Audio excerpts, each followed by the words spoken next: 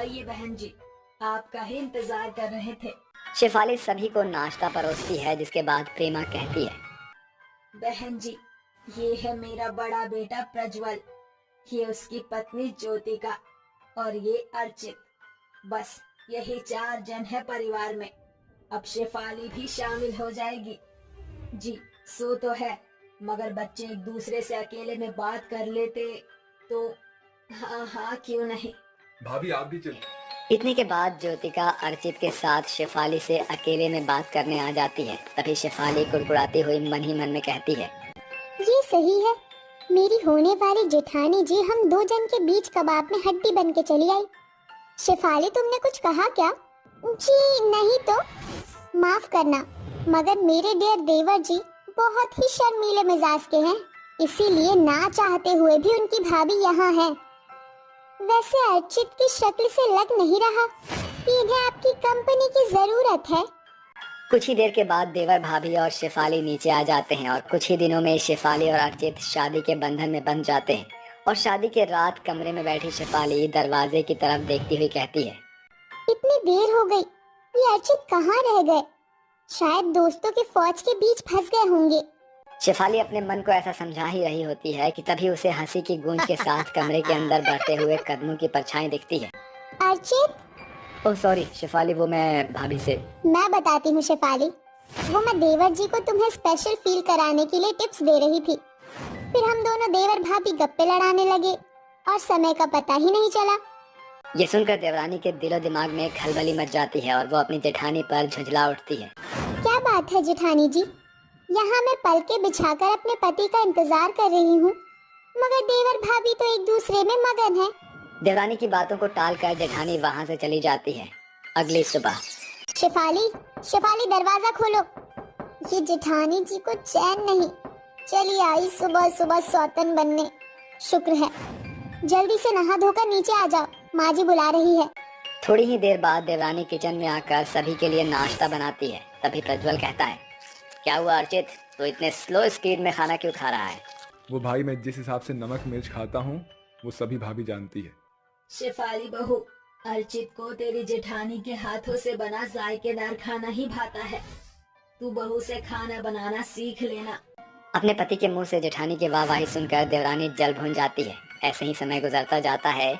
एक शाम जेठानी देवरानी शाम को हॉल में बैठी बातें कर रही थी। तभी अचानक अर्चित खुशी से अंदर आकर ज्योतिका को गोद में उठाकर नाचते हुए बोलता है, भाभी भाभी भाभी।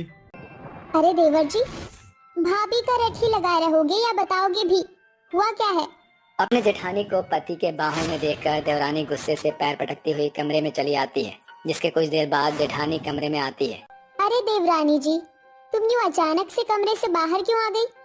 क्योंकि मुझसे देवर भाभी का इश्क लड़ाना देखा नहीं गया। शेफाली, ये कैसा लांछन लगा रही हो मुझ पर? होश में तो हो। मैं तो होश में हूँ, मगर आप होश खो बैठी हैं। अरे देवर भाभी के रिश्ते दायरे के अच्छे लगते हैं, पता नहीं कौन सी घुट्टी पिला रखी है अर्चित को। अगर मुझे जरा भी भनक होती कि मेरी जेठानी मेरी सौतन बनकर मेरी शादीशुदा जीवन में जहर घोलेगी, तो मैं आपकी देवरानी नहीं बनती।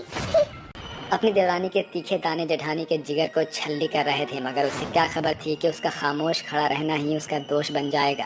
देखा, अगर आपका कोई चक्कर नहीं होता तो आपकी जुबान पर चुप्पी का ताला ना होता।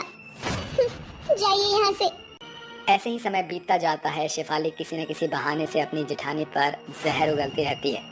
फिर एक सुबह, शेफाली, शेफाली कहाँ हो? देवर जी, वो देवरानी जी छत पर कपड़े सुखाने गई हैं। कुछ काम था क्या? हाँ भाभी, मैं दफ्तर के लिए लेट हो रहा हूँ। अचानक शर्ट का बटन टूट गया, प्लीज इसे टाक कर दीजिए ना। ठीक है, आप शर्ट उतार कर मुझे दे दीजिए। ओहो भाभी, फिर तो डबल टाइम लग जाएगा, आप ऐसे ही बटन लगा दीजिए। ज्योतिका अर्चित के शर्ट का बटन टाक ही रही थी कि अचानक से गुस्से में दांत पीसती हुई शेफाली पीछे से उस पर झपट पड़ती। दूर हट मेरे पति से, जब देखो देवर के आगे पीछे मक्खी की तरह भिनभिनाती रहती है। शेफाली पागल हो गई हो क्या? हाँ हाँ, पागल हो गई हूँ मैं।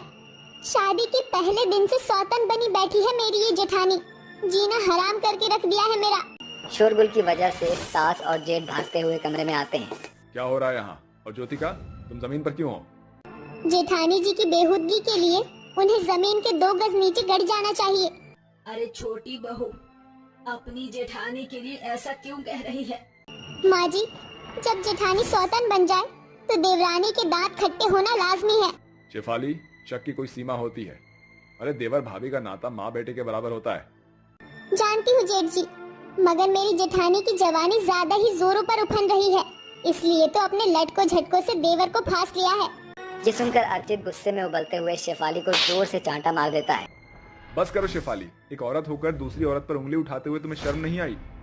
जाने दीजिए देवर जी, रिश्तों को समझने में चूक किसी से भी हो सकती है।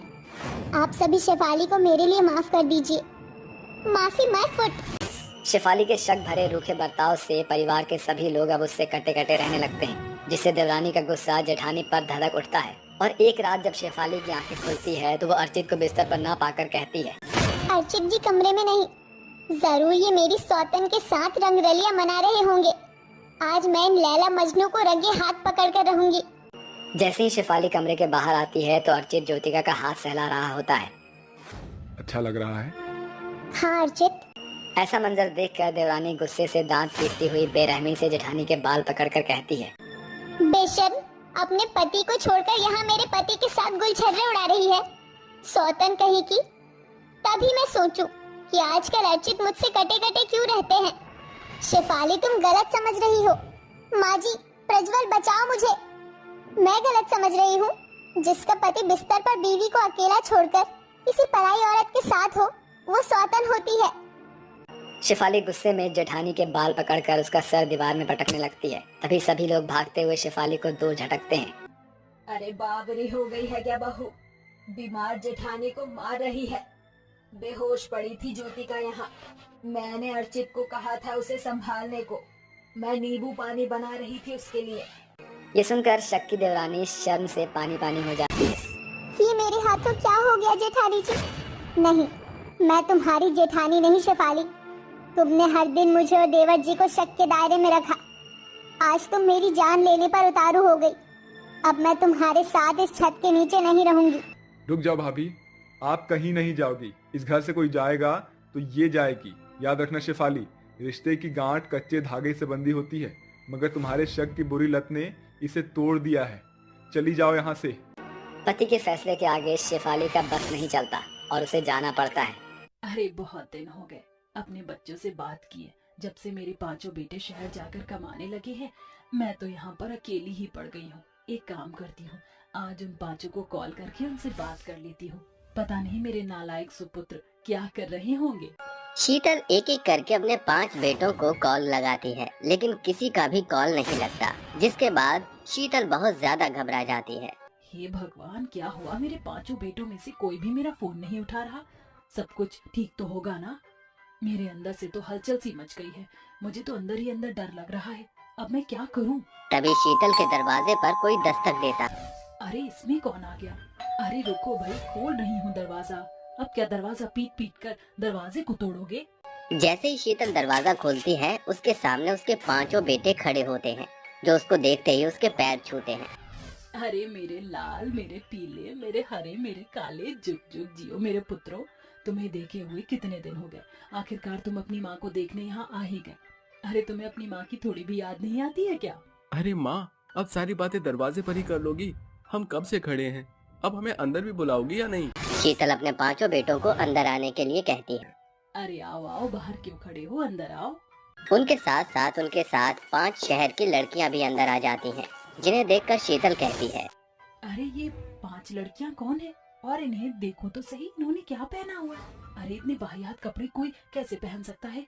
ची ची ची ची ची, इन्हें अभी के अभी यहाँ से बाहर निकालो। अरे माँ, आप इन्हें बाहर क्यों निकाल रही हो? ये 5 हमारी पत्नियाँ हैं। क्या कहा?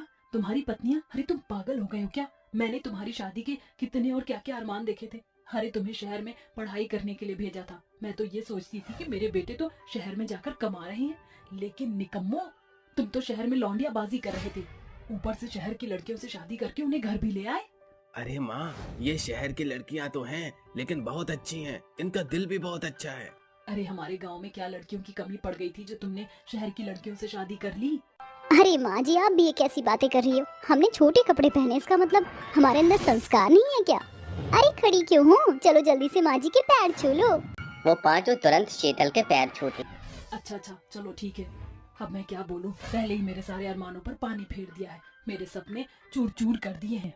अरे माँ, अब मान भी जाओ, क्यों इतना गुस्सा हो रही हो?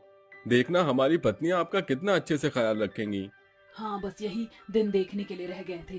अरे ये शहर की लड़कियां अपना तो ख्याल रख ले पहले, मेरा तो क्या ही रखेंगी। और हाँ, अपनी पत्नियों को समझा दो थोड़ा ढंग के कपड़े पहने घर के अंदर। अरे अगर मोहल्ले के लोग देखेंगे तो पता नहीं क्या सोचेंगे। ओहो माँ जी, आप तो हमारे कपड़ों पर हाथ धोकर पीछे पड़ गई हो। और इन कपड़ों में क्या बुराई है, देखो कितने फैशनेबल है। और ऐसे कपड़े बहुत मुश्किल से मिलते हैं। मैंने ये ड्रेस बड़ी मुश्किल से ढूंढी थी मार्केट में। हे भगवान, ये सब क्या हो रहा है? मेरे तो सर में दर्द हो रहा है। मैं अपने कमरे में जा रही हूँ और तुम अपनी पत्नियों से कह दो कि अपने कमरे में जाकर आराम कर ले। शीतल अपने कमरे में चली जाती है, जिसके बाद वो अपने आप से कहती है, हे भगवान, ये क्या अनर्थ कर दिया है मेरे बेटों ने। मैं तो सोचती थी कि अपने बेटों की शादी संस्कारी और गांव की लड़कियों से करवाऊंगी जो मेरे इस घर को अच्छे से संभाल सके, लेकिन इन्होंने तो शहर की लड़कियों से शादी करके मेरे सारे अरमानों का कचरा बना दिया। ऐसा सोचकर शीतल थोड़ी देर अपने कमरे में आराम करने लगती है। देखते ही देखते शाम हो जाती है। शाम होने के बाद शीतल अपने बिस्तर से उठती है और अपने आप से कहती है, अरे अब तो कुछ नहीं हो सकता, अब तो मुझे ही उन पांचों को थोड़ा अपने घर के संस्कार सिखाने पड़ेंगे। ऐसा सोचकर वो अपने कमरे से बाहर निकलती है तो वो देखती है कि एक शॉर्ट्स पहनकर टीवी देख रही होती है, तो दूसरी टॉवल लपेटकर यहाँ से वहाँ घूम रही होती है, तो तीसरी हाथ में दारू की बोतल लेकर पैक बनाती हुई पी रही होती है, चौथी सिगरेट पी रही होती है और पांचवी किसी अंग्रेजी गाने पर नाच रही होती है। ऐसे ही वे पांचों कुछ न कुछ कर रही होती हैं, जिन्हें देखकर शीतल अचानक से बेहोश हो जाती है। हे भगवान, माँ जी को क्या हो गया? देखो जरा, ये तो जमीन पर ही सो गई। अरे शराब तो मैं पी रही थी, लेकिन नशा इन्हें चढ़ गया। अरे पागलों, माँ जी सोई नहीं, बेहोश हो गई है। जल्दी से इन्हें उठाने में मेरी मदद करो। वो पांचों मिलकर अपनी सास शीतल को उठाकर सोफे पर लेटा देती हैं, जिसके बाद सीमा शीतल के पांचों बेटों को बुला लेती है। अरे देखो तो, आपकी माँ को पता नहीं क्या हो गया, अचानक से बेहोश हो गई। जैसे ही सूरज पानी की कुछ बूंदें शीतल के चेहरे पर डालता है, शीतल को होश आ जाता है और वो होश में आने के बाद अपने बेटों से कहती है, अरे करम जलो कमीनों निकम्मो, तुमने तो मेरे भाग्य ही फोड़ दिए। अरे कहाँ से लेकर आए हो इन बेशरम बहुओं को? माँ, हम इनसे प्यार करते हैं। हाँ माँ, इनके बिना नहीं जी सकते। अगर ये न होंगी तो पता नहीं हमारा क्या होगा। मैं तो अपना हाथ काट कर ही मर जाऊंगा। अरे तरुण बेटा, तू क्यों चुप है? तू भी कुछ बोल ले। माँ, हमारी प्यार को हमसे अलग मत करो। तुम पांचों के प्यार ने तो मेरी जान ले ली है, अब मैं क्या करूं?